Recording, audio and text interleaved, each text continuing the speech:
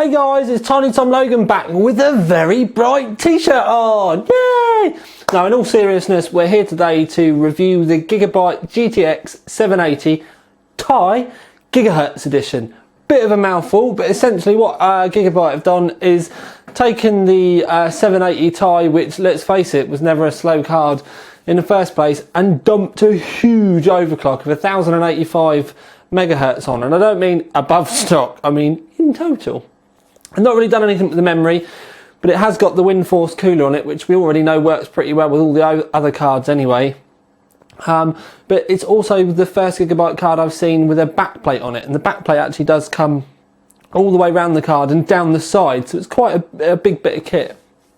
Adds rigidity and all that kind of stuff. But anyway, we've got it in the rig here. Normally I would show you a box and stuff, but the Gigabyte cards, when or a lot of the time when we get like press samples, they just come without the outer sheath. You know, like the retail stuff will have the Gigabyte box and then you take the black box out from the inside. But we just kind of get the black boxes where they're so early.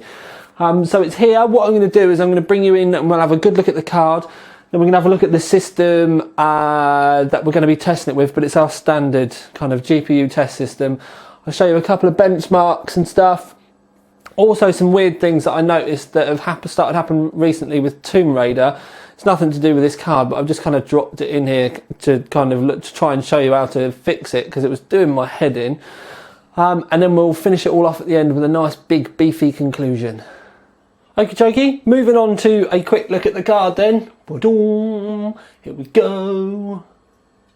So as you can see there's quite a lot of heat pipes straight down through the middle, and they come out both ends. You've got 2 8mm and then 4 6mm. There's other ones that come out kind of this end. I'm trying to look so you can see. But anyway, so you've got the two main sections of the cooler. This is right over where the core is, and then this is where the heat pipes come up to. Put it in the middle, Thomas. And then we've got RAM heat sinks, and there's some stuff over the FETs and everything as well. Most of the RAM is actually covered under the main one in the middle. And then you can see we've got the large wind force logo that sticks out of the top, and you can see Gigahertz edition there. 2 8-pin power, but poof, it's the first one from Gigabyte I've ever seen with a backplate, and I'm just going to have a look quickly. Should have done this before, but doesn't appear to actually be in contact with anything. But quite surprisingly, the backplate is actually part of this side section. If you have a look, if I bring you up, there we go. Right, get it in the middle, Tom. There we go. Right, so you've got that there, and then it's actually one piece of metal that goes around. So it's on here and then wrapped around. But much to when I see stuff like this, I think the designers are literally just that, designers, and they don't actually know what we end up using this stuff for, because the text is upside down, so it faces in towards the motherboard.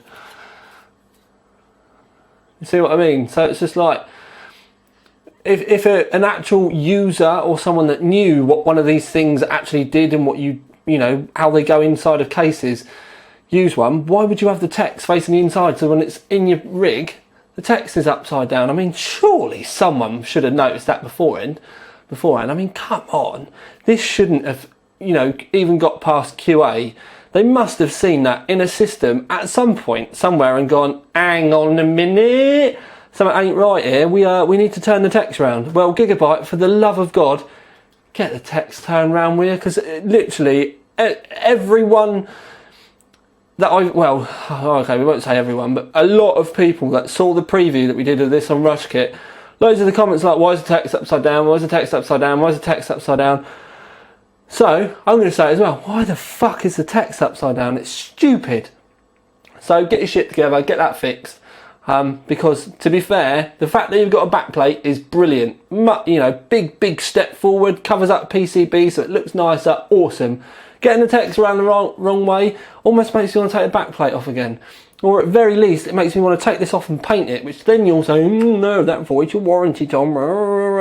So it's kind of a, yeah, just please, simple thing, just flick it round, would be awesome.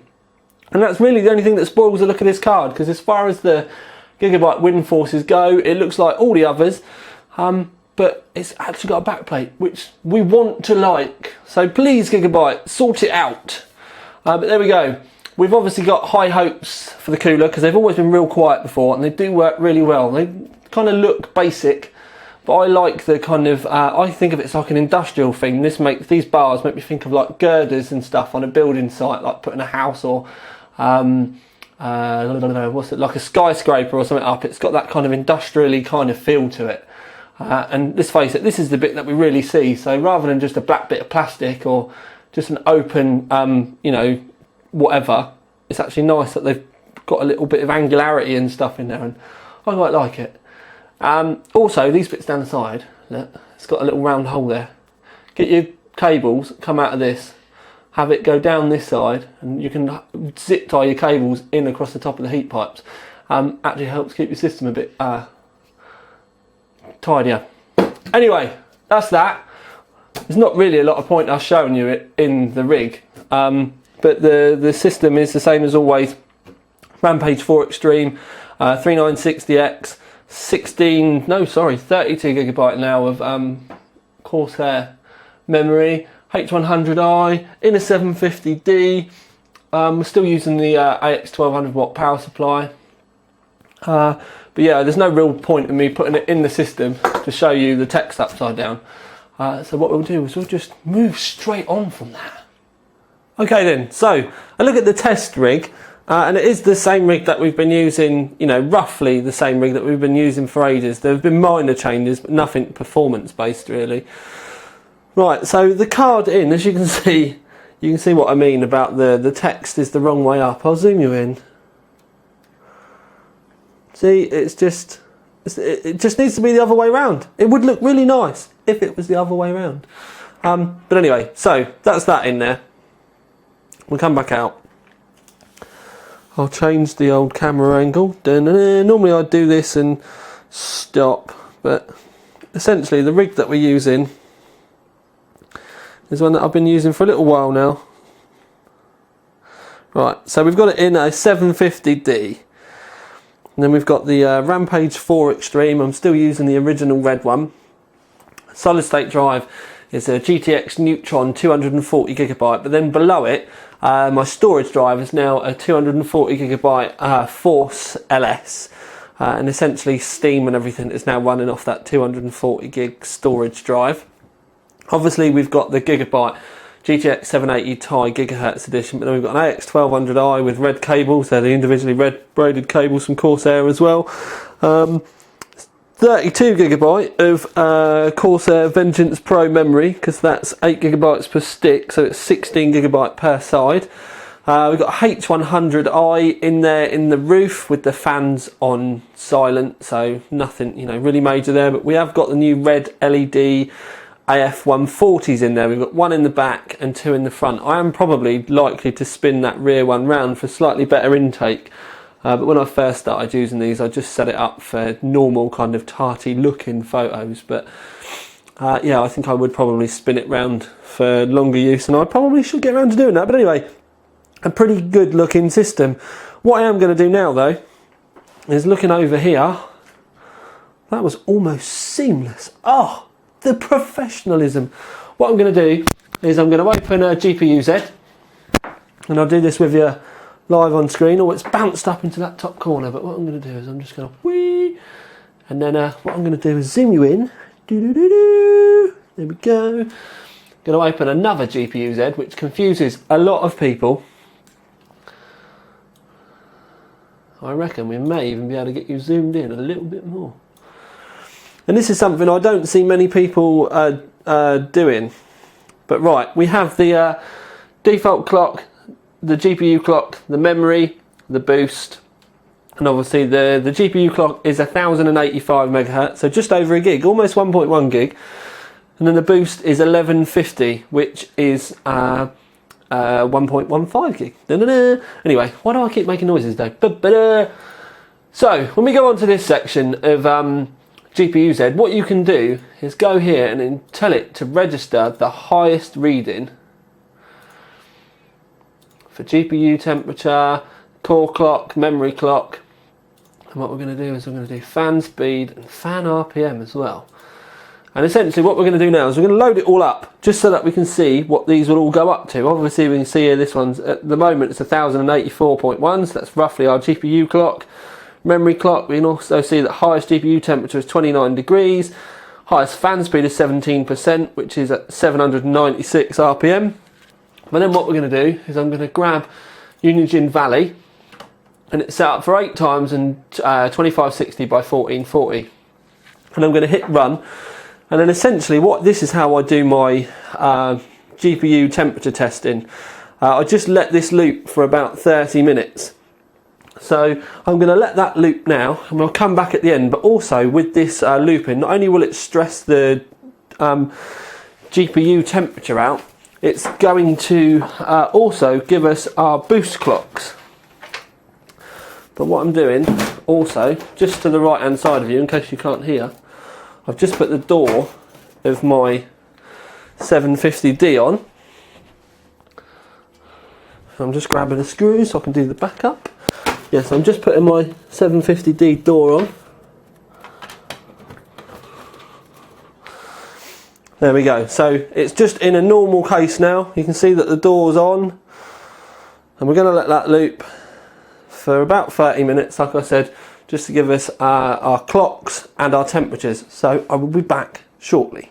Okie dokie, I'm going to leave the lights off just so that we don't get so much glare, although I've got the windows and everything closed. Right, what we're going to do is we're going to quit that. Okay, hit escape. Now we've got that back to the screen that we were before, but obviously, handily, the Valley bit's covering it. So we quit that. We can have a look. We can see that our GPU clock was 1085, we knew that. Boost was 1150, but with the GPU boost it's gone up another 75 megahertz to 1228. It doesn't boost the GPU clock. GPU temperature has gone up to 76 degrees, fan speed has gone up to 61%, up to 2745 RPM. We didn't do any of the memory or anything like that. Now, one thing I will say is obviously at stock the RPM was like below 1000, so it's gone up a fair bit there. But as with the Gigabyte cards, they are really, really quiet. So this 61% is nothing like, for argument's sake, the 61% that you would find on, you know, obviously I want to pick a bad one, so I'm going to say the AMD reference coolers. If you had that at 60%, it'd be really quite loud. This is more than manageable. I really couldn't hear it that much inside the rig at all. We've obviously still got it running. As the camera changes, there we go, in there with the window open. And it's actually, like I said, it's pretty damn quiet in there. We've obviously not got any overclocks or anything like that applied. So even though these have gone up significantly, it's actually not that loud. So it's done pretty damn well. Also, we're running at, let's face it, 1200 megahertz. And that's without an overclock or anything like that. You just fit and forget it to get it to run like that. It's absolutely brilliant. So the overclock and the performance and everything is all there. What we are going to do quickly is I'm going to get set up and show you a few benchmarks. Right, okay peeps, so a quick Tomb Raider run for you. What we're going to do is we're going to, you've got the settings there, the basic settings, 2560 by 1440, everything's maxed out. But this is the thing that I want to say. Now this isn't a fault of the Gigabyte card, but if you have a look at the Tres FX, we've got that turned on. That's pretty key here. And I'm not sure whether this is a new thing, because obviously or an old one, everyone knows about it. Because obviously I'm not a hardcore gamer, but we're going to start a benchmark. Now, like I said, we've got Tres FX on and everything's maxed out, but I have started to notice that's if it will complete the run. If you can see it's starting to artifact. You can see the black bits, kind of like lines kind of shooting in from the sides. Some runs it's mental bad and it will crash altogether, and then some runs it will actually complete it and give us a result. But I'm pretty sure you should be able to see the black, look, the black lines and stuff going all over the screens. Now we'll let it finish so that you can see the results. But I do want to just stress, be perfectly clear, this isn't the Gigabyte card's fault. Seen this with the other NVIDIA stuff. It's an NVIDIA issue. the minute. I don't know whether it's a game problem or just a driver issue, or obviously the TressFX is really an AMD setting anyway, but it allows you to do it for the NVIDIA cards. But anyway, we can see on that we're getting some artifacting, and you can get it in the game a fair bit as well. But there we go, we've got 54, 85, average of 69.9. And as I said, it's now crashed because it's paused, stopped, it's not letting me do anything. So I'm just going to stop the camera quickly and I'll get this sorted out and we'll go back in. So I'm going to turn the TressFX off and then run it again just to show you that it will run properly. Okay then peeps, so after a quick Google, it became apparent that, as I should have probably known anyway, that the hair quality needs to go onto normal, so you turn the TressFX off. But it didn't seem to cure everything. It did seem to make it a little bit better, but it seems to be a tessellation issue. NVIDIA have tried to fix this in drivers and stuff, but there's a lot of rumours about the fact it's an AMD game and all that kind of bollocks. But anyway, if you flick the tessellation off, as I have done here, you can see it's highlighted. And this is just in case anyone's getting these issues in a game. Do you know what I mean? I'm sure people have already worked it out. But anyway, I just wanted to share with you. So, tessellation off, TressFX off. I know the hair doesn't look as nice.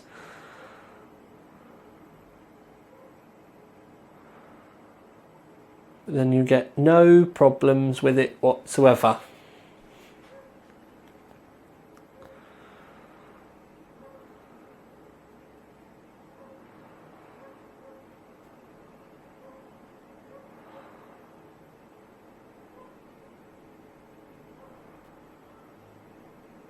Still plenty of eye candy there really as well, isn't there?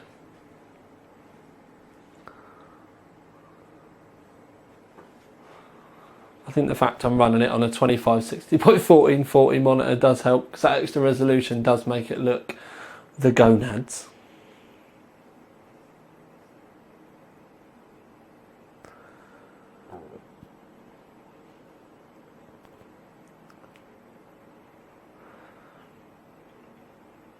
Coming up to the finish now. There we go, 92, 128, 113. I know we've got a performance boost because of turning tessellation off, so I'm not trying to say that it's the best thing since sliced bread, but all I was doing by this point is trying to show it's not a Gigabyte issue, just something that I noticed that's popped up with the NVIDIA cards just recently. I've not had issues with this previous to this. Really since around the tie was released, I started to have issues, but the last two ties that I've done, I've noticed full-on freezing problems. So I just thought I'd just chuck this in. But anyway, I'm going to hush my mouth and yeah, let's move on. I think we're going to do some Hitman. Okay then, so just a quick benchmark. 2560 by 1440. We've not got the VSync on because obviously we don't want it to cap the frames. Quality, we've got everything maxed out for Hitman. So basically what we're going to do is we're just going to hit start benchmark and it will show you the frames per second up in the top right hand corner. We video the screen because if we record it, then A, you don't get the frames per second, but B, it also does make a difference to the end results. So we've got that, and these results down here are just too small. What we'll do is we'll let this run and then you can see the score at the end and everything as well. But don't forget 2560 by 1440, everything absolutely maxed out, and this benchmark isn't too long really either, so it's not something that's going to be horrifically boring.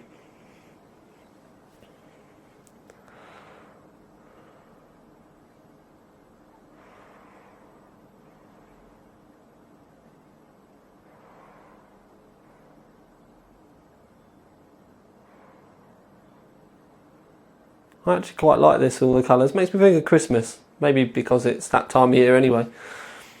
But anyway.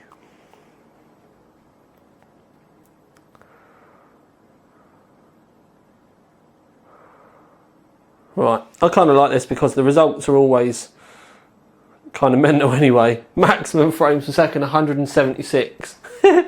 I don't know what point that would have been, but obviously the average and the minimum are quite close together, so that's generally a good thing. We've obviously just had a huge spike at some point. Maybe it wasn't doing anything at the beginning. But we've got 31 as a minimum frame per second and then the average of 38. That's kind of where we would expect the overclocked 780 Ti to be, so it's on the money. But like I said, if you want to see other games and stuff, because it's a waste of time me actually playing games and you watching the frames per second and stuff, you can see all that stuff in the graphs. It's a review, not a kind of, reviewing a game, so to speak. Reviewing the performance of the graphics card. And obviously another thing that a lot of people seem to forget as well is with game settings, if you alter even something like the resolution or the AA, can make a huge difference to the results. So people, when they compare them, they do need to compare the results for like and res for res. So anyway, we'll move on. We're going to move on to a conclusion and we'll get everything, the award sorted out and everything wrapped up. Oh, did you make it all the way to the conclusion? Oh, but your back's hurting and your cup's empty from not, drinking all your tea and there's all biscuit bits in the bottom. Anyway, congratulations if you made it this far. And as always, we'll start with the review and then we'll talk about the rest of it as we move on. And we're going to give it the Performance Award. Because this is kind of what I would call a fit and forget card. You kind of fit it and you forget about it. There's not really a lot that you can play with in the terms of overclocking. What little overclocking you can do, we were getting like 50, 60 megahertz extra out of it, or like on the offset, and maybe 150 on the memory, but it wasn't really making any noticeable difference in the benchmarks. Also, it wasn't really making any noticeable difference in the games at all. Like one of them was a frame, and that could just be a difference between the runs. So it wasn't really anything that it was worth testing us the whole lot again. So we just stuck with the stock results, which were mind-blowing, really, for a stock card. It was chucking out a real close to what we got with our massively, heavily overclocked reference 780 Ti. Now, something I do need to stress about the difference between the cards, one, did go that little bit further overclocking wise. You still need to remember the silicon lottery, even though it's a graphics card. Some cards will overclock better than others, and the NVIDIA reference ones, from what I've had recently, have notoriously been very, very strong cards, which, considering they come direct from NVIDIA, that's what we'd expect. This, though, being able to turbo out of the box without any changes and without any problems, just fit it, install your drivers, boom, away you go, to be boosting up to 1224 megahertz is epic. I mean, it's a 1.2 gigahertz card, and, chucking out the type of scores that we have been with the Tis is brilliant. This is the type of one, if you're a little bit afraid of Afterburner, or EVGA, tweaking tool or whatever, or you don't like having the programs running, because what I quite often do with overclocks and cards, when I know I'm going to be running them long term, is I actually edit the BIOS so that those settings are just in the card all the time. You don't have to run any aftermarket overclocking programs and stuff. It's just hard on the card. I do that with a lot of the bench TPUs. If I want an overclock on it to be run on it full time, then I edit the BIOS, boom, done. And then each time I fit it, I don't have to go into Afterburner to remember to do stuff. That's essentially what Gigabyte have done for you with this. It's just a huge overclock on the card. And like I said, you just fit it and forget it. Compared to the 780 Ti that we did of this, the fans did spin up a little bit more, but it does keep the temperatures in check. It's not the quietest of the any of the 780 or 780 Tis that I've heard. It is. I can hear a difference between a lot of cards and temperatures and stuff, because I'm a bit of a silence freak, and I'm also used to listening out for kind of tonal differences between cards as the fans spin up and spin down. Even on the other side of the office, some days I can hear the difference between what stages of benchmarks it's in, just by the levels of the fan. So I'm used to listening in for this. And compared to the one of the ones that we did recently, it was the fan noise was marginally worse. And it was the Palette 780, but that obviously was a reference clock one. Had an aftermarket cooler, but it was just a reference clock. There was no overclock there or anything. And this was only marginally louder than that card with this huge overclock. And I would have thought for the most of you, by the time that you're running your games and stuff, it's not going to matter. But when it's in like watching films and movies and stuff, you can't hear it for a whisper. So those of you that like your silence when you leave your rig on overnight, watching your films and all that kind of stuff, it won't bother you. But then when you do get into game modes, it's not that, you know, it's not loud enough that you'll probably ever notice it. I very much doubt that you'll, you know, even once I started typing, I was having difficulty to actually hear the card. So depending on the rest of your system and the uses, I don't think it will become intrusive. We don't really know a price yet, but because of the massive overclock and the fact it's a Taiwan, we wouldn't expect it to be cheap. The normal ties are around 540 quid. So if this come in at £599, it wouldn't surprise me. And as a stock card is concerned, and I do mean as a put it in and leave it, it's the quickest card that we've tested, but it's the quickest standard overclock one that we've had anyway. The only card that will really kind of beat it so far has been our reference one, but when it was overclocked. So if you're out there thinking, no, I want one that I can overclock, I'm going to go and buy a reference one, just remember you may not still get those overclocks that I did, because I know people out there that with 780 ties that are stuck at 1100 megahertz, let alone the 1300 I got out of mine. There is no guaranteed overclock point. It's just like CPUs. Some overclock better than others. That's just it. It doesn't matter what brand you buy them from, or, you know, what BIOS you flash on them or anything like that. You'll always be limited by that little bit of silicon in the middle.